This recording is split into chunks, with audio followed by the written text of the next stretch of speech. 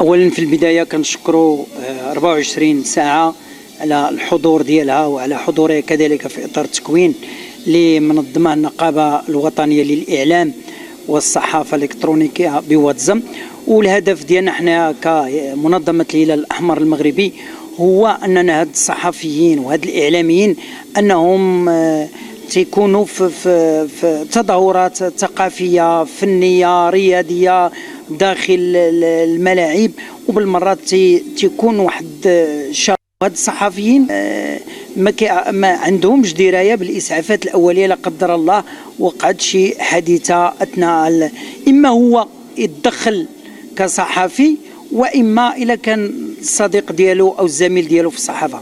فهذا الاطار ديال الاسعافات الاوليه اللي استفدوا منها مجموعه من الاعلاميين والصحفيين بمدينه واديزم، وهناك شراكه ما بين هاد الاخوان. هناك تكوينات كثيره اللي هو الاسعاف المهني، الاسعاف الشغل، كذلك عندنا تظاهرات كيف مثلا انك الا كنت واحد التظاهره اشنو هو الزي اللي خصو تكون لابسو، شنو هي الاحتياطات، ومجموعه من المسوغات اللي طرقنا لهم، الحمايه، النزيف، الاخطار، يعني اشياء كثيره اللي غادي يمكننا نسيروها مع هاد النقابه. والمجال مفتوح لجميع الاعلاميين والصحفيين. السلام عليكم. اولا كنشكروا رجال الاعلام، كنشكر موقع 24 ساعه.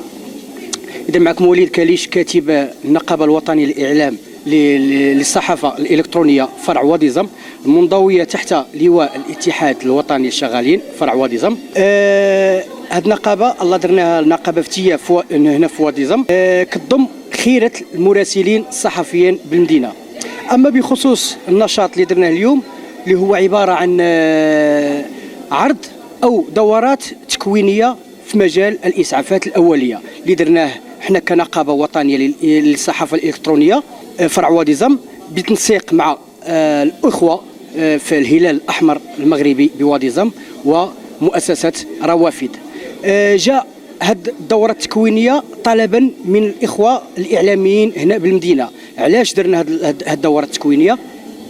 لاننا احنا كمراسلين صحفيين ولا كاعلاميين بصفه عامه احنا متعرضين اكثر وحدين متعرضين للخطر.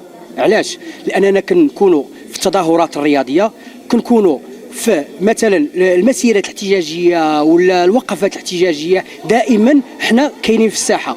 هذا علاش بغينا نتعلموا ونعرفوا الاسعافات الاوليه.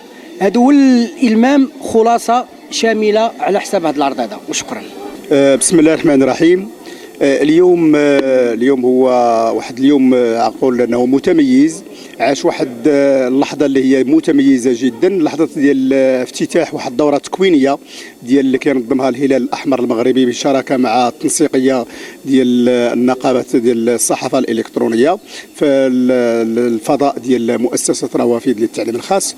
وبالفعل ان هذه الدورات التكوينيه ومثل هذه الانشطه هذه اللي هي كتعطي واحد القيمه مضافه للمجتمع ككل، دائما المؤسسه كتكون فاتحه ابوابها وكترحب بحال هذه الانشطه هذه وكتجعل هذه الانشطه هذه في الاولويات ديالها، لان الفضاء هو ما تيبقاش فضاء للتمدرس فقط، ولكن لابد من تنظيم انشطه موازيه، لابد من تكوين، لابد من مد يد المساعده للفعاليات ديال المجتمع المدني من طرف المؤسسه، لان دائما في كل ما هو تربوي كل ما هو تكويني تشتغل عليه المؤسسه. وبالتالي ان اليوم في اطار هذه التنسيقيه اللي غادي نقول او في اطار هذه الشراكه اللي كاينه ما بين المنظمه ديال الهلال الاحمر المغربي فرع وادزم والنقابه الوطنيه للصحافه الالكترونيه والمؤسسه، فبالفعل ان هذا النشاط هذا كان اليوم ديال الافتتاح هو يوم متميز، يوم اللي حضرت فيه واحد العدد هائل جدا من الصحفيات والصحفيين، وحضر فيه كذلك واحد العدد من الاطور ديال الهلال الاحمر المغربي، عطاو واحد النبذه على هذه المنظمه اولا، وفي المحور الثاني انهم تطرقوا لواحد المجموعه ديال الاسعافات الاوليه اللي ممكن نقدموها كهلاليين وهلاليات الى المصاب في اي حادث من الاحداث كيف ما كان، ربما الى قدر الله في حرب او في كارثه طبيعيه، زلزال، فيضان الى اخره. واللي بان جميل جدا هو ان ما كاينش واحد الفرق ما بين الهلال الاحمر المغربي وما بين الوقايه المدنيه. اليوم بان لنا على انه جزءان لا يتجزئان. كل ما كانت الوقايه المدنيه حاضره بالطبع تنشوفوا حتى الهلال الاحمر المغربي، وهذا دليل على ان كاين هناك توأمه ما بين هذه المؤسستين هذه. ونتمناو ان هذه التكاوين تستمر بهذا الشكل هذا وبهذه الوتيره هذه، لان كل ما كيعطي اضافه للمجتمع وللشارع العام الا والمؤسسه كترحب به. وشكرا المنابر الاعلاميه اللي حضرت معنا اليوم، وتنشكر بزاف يعني 100% المنابر اللي قامت بالتغطيه ديال هذا الحدث هذا، وشكرا.